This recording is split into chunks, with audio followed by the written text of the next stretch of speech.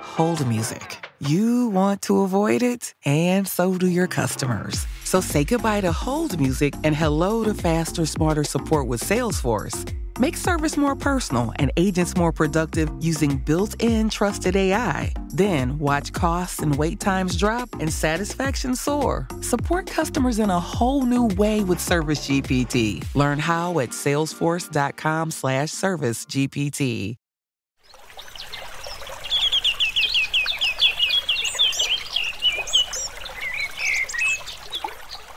Welcome to Nature-Backed podcast of Single Earth. In this podcast, we are talking with investors about their vision of the new green world. My name is Tarmo Virki, and in this episode, I am talking with Michael Langguth, co-founder of climate tech venture builder, or for more traditional audience, a kind of accelerator, Carbon13.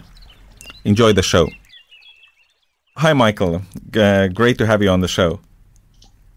Hi, I'm very happy to be here, and thank you very much for inviting me. Let's talk a little bit about the Carbon13. Where does the number come from?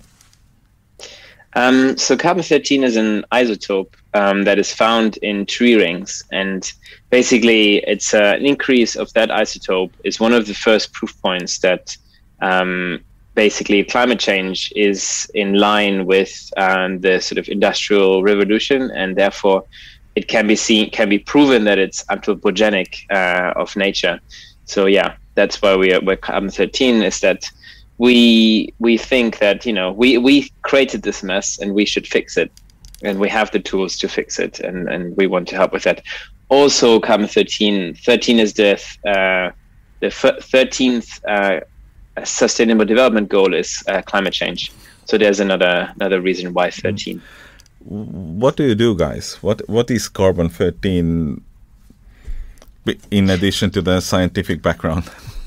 Yeah, so basically Carbon13 is the venture builder for the climate emergency.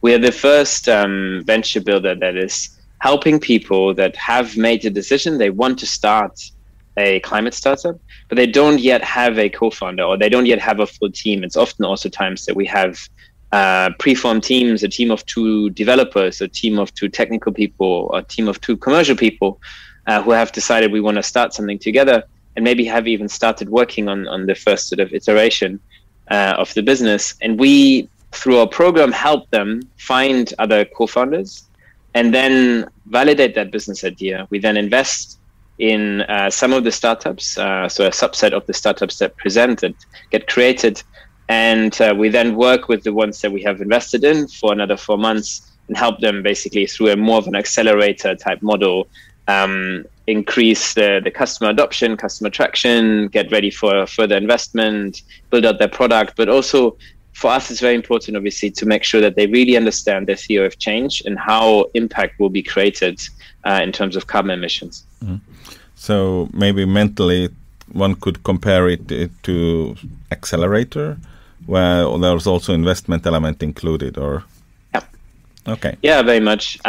So I guess there's sort of 3 sides to Carbon13. There's the venture builder program that helps people find a co-founder and helps them get on the journey of starting their business and then help them start their business. There's a fund. So we invest $150,000 roughly per startup in about 12 startups every 6 months. So we do about 24 pre-seed investments a year in the UK. And then finally, there's the Carbon13 sort of mark of quality of climate intelligence and climate knowledge. So the startups that we work with, the one thing that we really want to make sure is that there's no greenwashing. They really understand, again, the theory of change. They understand their impact, and they can make sure that impact is the business model that they're pursuing is the best possible business model to achieve that impact. What kind of teams you take in? It varies, I guess. It can be, we have 3 very broad categories of people. So there's technical people that then sort of breaks down into software engineers, chemical engineers, bioscientists, food scientists, mechanical engineers. And that's roughly half of the cohort will be technical. The other half comes from either industry what we call venture catalysts, so people that really have existing connections to an industry and therefore can be a catalyst for a business in a certain space. And finally, commercial co-founders that can be anybody from somebody from a startup background, a second-time founder, which we actually see more and more, but also people that come from a consulting background, from an investment banking background, and so on. How many teams have graduated? We have now invested in 20 teams. And you asked like what kind of teams, so maybe that there's as helpful to say. So the areas that we invest in is net zero materials and chemicals. So we've invested in 4 teams in that space. One is called Materials Nexus, which is an AI platform to discover new materials to help, for example, the automotive industry to come up with lighter materials to make cars or electric cars easier. But also in a company called BioZero, who basically have building or coming up with a new type of concrete that is basically carbon negative, which would be hugely impactful.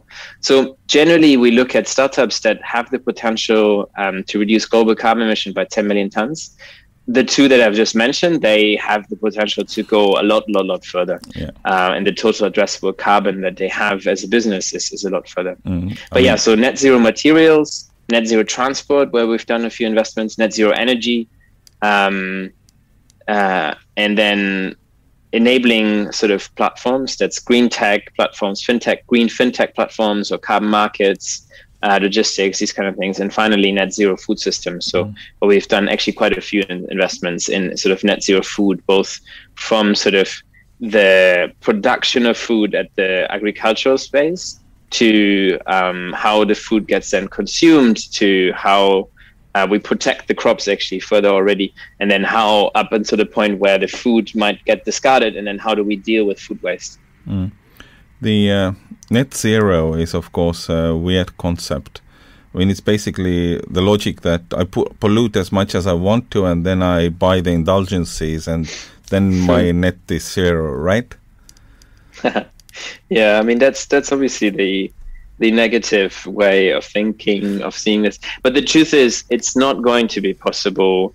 If you think of the math, it's not possible for us to sequester so much carbon through nature-based solutions or things like direct air capture that we don't have to reduce the other bits. The truth is, we're not going to be able to do, there's a lot of very hard to decarbonize sectors, like, for example, concrete or steel production or others. But we have to bring down every single one of them to a certain percentage by 2030, and then we have to bring them down to zero by 2050. And then actually on top of that, we have to sequester a lot of carbon because of the historical carbon that's already in the atmosphere. We have to bring that down as well. Otherwise, we're looking at very catastrophic possible outcomes. But the truth is, there's a lot of great innovation happening, and there's a lot of great people working on this. And we see so many amazing people that basically have made some money, maybe with a startup or in a corporate career, and they have kids, and they now say, well, actually, the next thing that I do has to be in climate change, because otherwise I can't look my kids in the eyes anymore. And I can very much relate to that. But that means there's a lot of great people going and working now on this problem. I think often we see the challenge, of course, that if people are starting to work on it today, we've I don't know how to put it politely, but we've kind of fucked up the climate pretty badly over the last decades. And maybe in 20 years or 10 years, when these guys have a solution, it could be a little bit too late. Yeah, and I think that's a very valid way of seeing the world. It's somewhat pessimistic. I guess, like, I come from a startup background, and startups take time to scale, right? Sort of 3 to 5 years to 10 years, but then we do have startups that can scale a lot faster, and oftentimes they do things that are not as valuable for humanity. If we can scale climate startups as fast as we've been scaling other tech startups, then we have a very good shot at solving some of these really big problems. And I mean, the truth is, I think that's why we now will find a solution where we didn't find a solution in the past, because maybe sometimes in the past it was a very academic discussion, like, does climate change exist or not? Now you have entrepreneurs building businesses where they see and they have proven value with customers. It's a lot of B2B problems that are being solved. And those entrepreneurs, they don't really care about the exact science of what we should do. They will just try to, have the impact that they want to have and have that as fast as possible. And I think that is really changing the game right now. I'm not horribly pessimistic, but I've worked as a journalist for a long time, so cynicism is, it runs in the veins, so to say, and it's part of the logic. Even though I've been in the startup scene for a while now, somehow I had to explain my logic. What's your vision about the kind of taking the Carbon13 forward? I mean, now 20 first investments have been made. How do you kind of plan to grow the carbon empire? Yeah, I mean, it's a very exciting year for us because, as you just said, we've now done 20 investments, a lot of them from cohort 1. The vast majority now are actually revenue generating, and 75% also have, I think it's about that same number, 75%. 75% of the cohort 1 startups have now raised follow-on funding and are preparing for a bigger funding round later this year. So that's a very exciting time for us to see those startups sort of progress. And I'm personally helping them quite a lot, and the whole team is helping them quite a lot on all angles. Then our second cohort, we've seen them actually raise money faster because I think partially we have some great founders in there, but also our community of support, or supporting community of other investors is coming closer to our startups early on. And then our next cohort is starting, our third cohort is starting next week. And there's some phenomenal founders in there. The other big thing is that we will be launching a Berlin cohort next year. We do see some inertia in European or EU-based founders coming to the UK, or generally it's I guess some people want to, start a business where they are. And so we're coming to Berlin to where we see a huge potential in terms of the number of people wanting to work on climate solutions, but maybe coming up with sort of solutions that have some impact, but very minor impact, like some kind of e-commerce, helping e-commerce companies reducing their returns. I mean, yes, it's a good thing to do, but it's not really what we need to solve climate change. So we're going to Berlin. And we're also raising a larger fund to be able to invest with our startups ongoing. All of these things are happening, and we're very excited about it. It's an interesting dilemma with coming from Brexit background. I assume that you kind of have to go to the Europe, right? Yeah, I mean, it's unfortunate. As a European in London, I have to say it was a dark day when it was announced, and I was quite astonished and disbelieving for quite a while. The truth is, the UK startup scene is as healthy as ever. I think the people that are being hit worst by the results are not necessarily startup people, even though, finding employees is harder than it was before. But then I hear the same thing from friends in the US or friends in Germany, that finding good employees is difficult. So I'm not it's difficult to say where exactly the impact is, especially in our space. I want to go back a little bit. You were saying how ideally the carbon startups could scale as fast as some of the tech startups. I was just having a chat with one of the venture capitalists who was saying that carbon startups take so much time, they don't really fit into the classical venture capital model of 10-year funds, and everything has to happen during that 10-year time frame. Is there something changing? What gives you hope that the carbon startups could scale as fast as, mobility startups? Yeah, and I mean it's one of the sad things that I always find incredibly sad. If you look at clean tech investments and people talk about mobility, and then they bring in like the investments of the 10-minute delivery companies, and I mean that's really not a clean tech startup. But I do think so. I guess what's the main difference between climate tech and normal sort of software startups? It's that like climate tech isn't just software. We have to have hardware solutions. Like one of our startups, they have a way to recycle carbon fiber, which as of right now is not being recycled, which is terrible because it's an amazing material that can help us, again, make cars and planes lighter so that we can electrify that type of transport. But yeah, so these kind of things, they need more money upfront, and they also need more time upfront of research, and sort of that R&D process is probably something that needs to be added onto that timeline, because we actually have oftentimes people come to us where there's a scientific founder and they have made a certain innovation, they've come up with something new, and now they're looking to sort of commercialize that, and that's actually the time when they talk to us, and at that point it can scale very, very quickly. Like there's a lot more knowledge in the VC scene now that how to work with hardware startups and biotech startups. I think that kind of knowledge, though, has to become sort of more widely spread. There is still a lot of climate tech startups that will only invest in software, and I think that's a bit of a fallacy. You can't be a climate VC and just invest in software. You have to do some of the hard problems as well. But they can be incredibly profitable. If you look at the first sort of wave of climate tech in the early 2000s, those companies have actually become very valuable. It's just a slightly different timescale. And if you think of some private companies staying private longer, then actually that sort of fits into that same timeline where private companies might take 15 years, but then become very, very profitable or very, very valuable.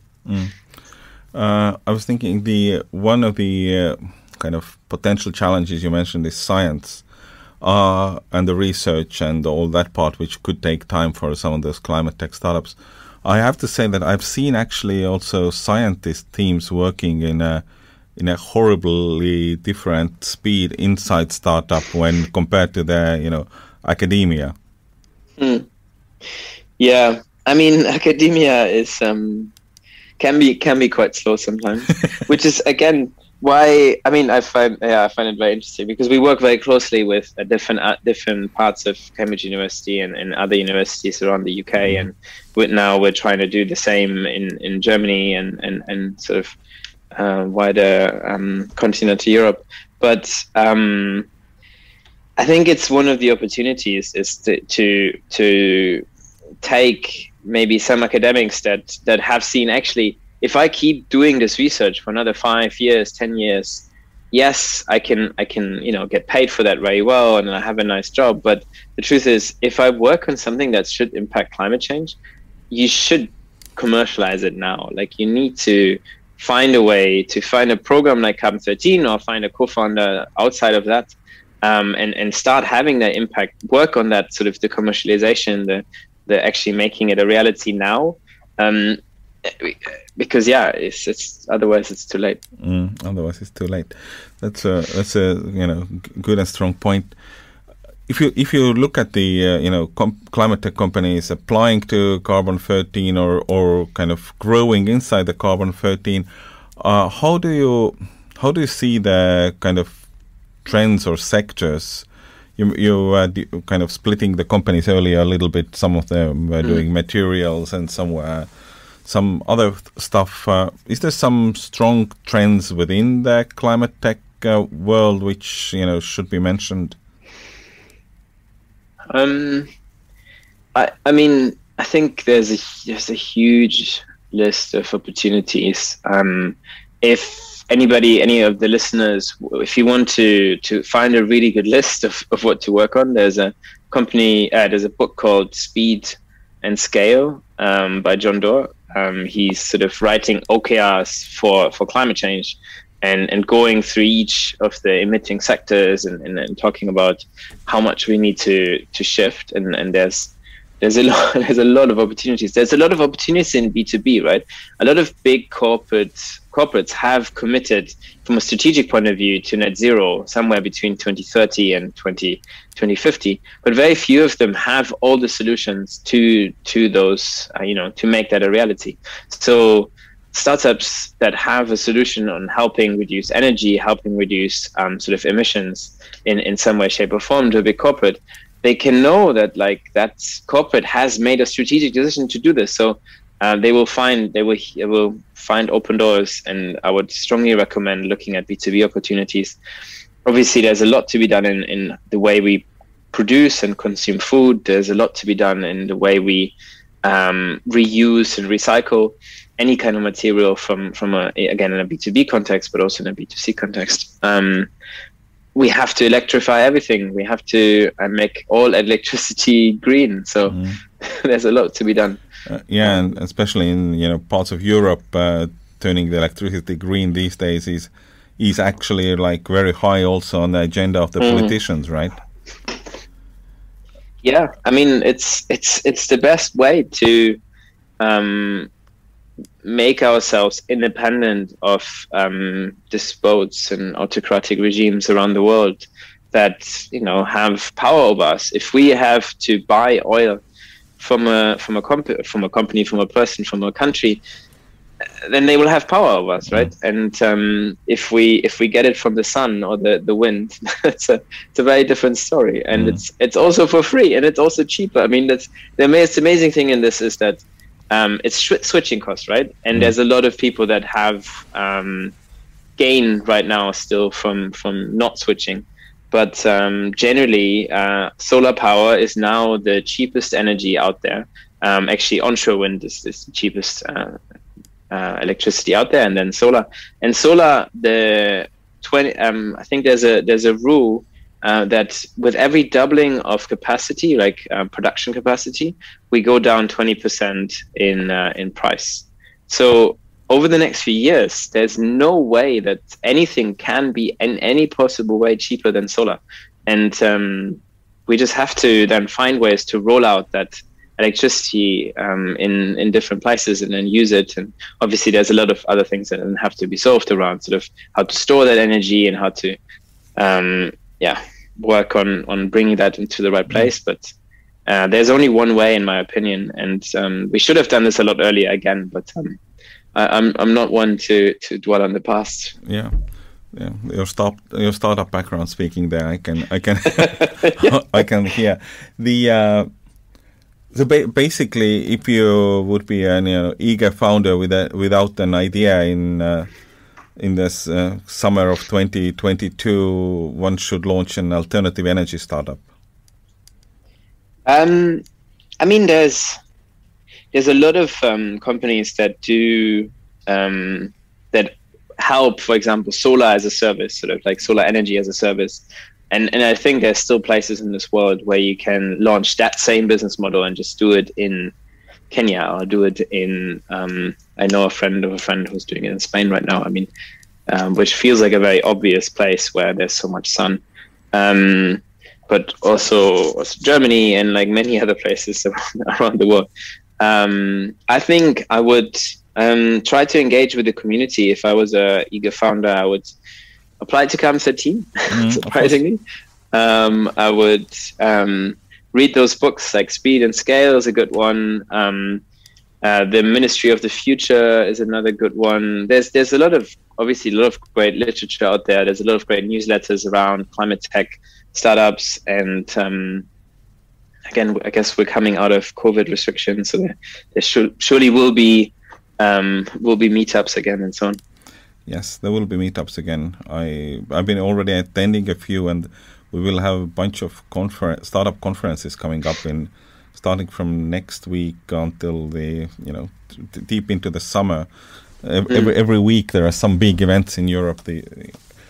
Having the next in-between period between the COVID variants, right?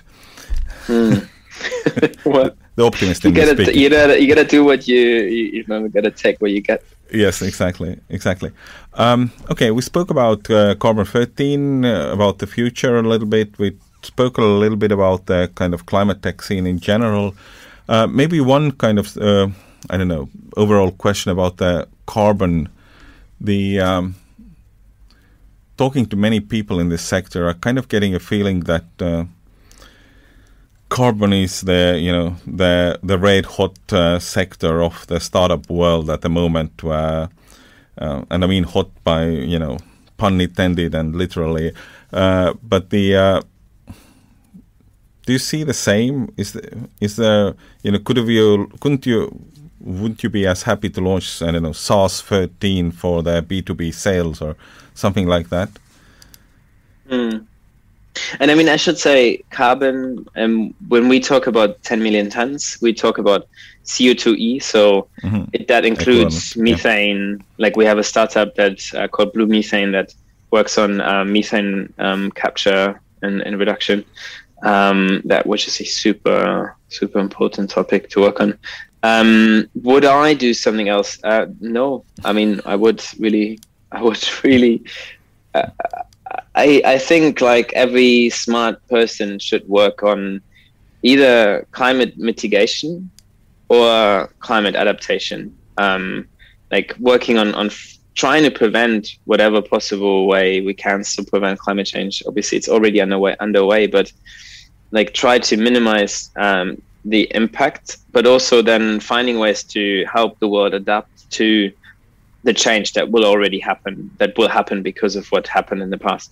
I think those are the two most important things to work on. Obviously, there's other areas like health and other sort of social impact topics. But for me, the most urgent one is this, and actually, it's also the biggest business opportunity that we will have in the next decade or two. So if you like money, you should also do it. If you like impact, you should do it. And if you care about maybe your grandchildren or your children, because there is the bad things happening.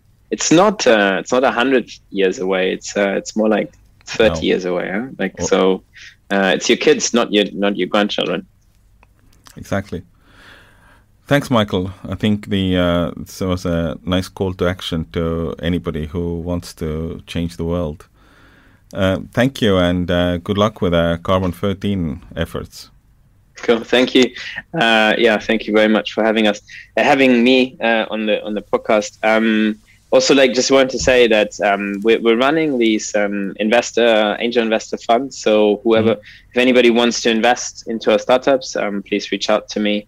Also, we have a community showcase day coming up on the 24th of May in Cambridge. Again, if you want to attend that, you can send me a message to michael@carbon13.com. And otherwise, have a look on our website and apply and join us on our journey. Great. Good call to action to end the show. Thank you, Michael. Thank Bye. you. Cheers. Bye-bye. Join us again for the next episode. Thank you for listening. If you like the show, please give us a good rating and leave the feedback in your podcast player so others will find it too. We will be back next week. Turn on to Nature Backed Podcast.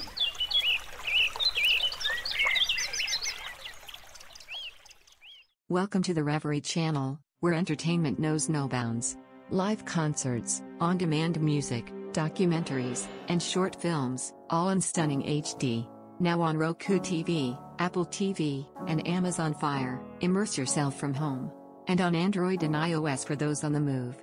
Support creators with crowdfunding donations. Fuel their creativity. Join us in shaping entertainment's future. The Reverie channel, where every view, every donation matters. Hi, this is Megan Kane.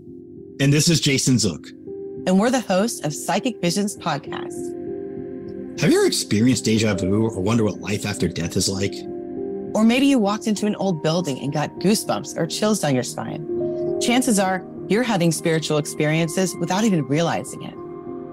Our show will cover a variety of topics from astral projection to UFOs, manifestation, to the power of positive thinking and even healing energy.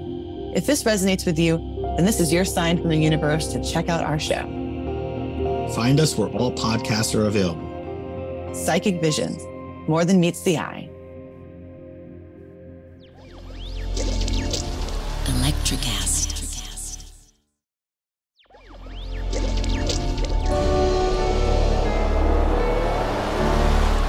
TriCast.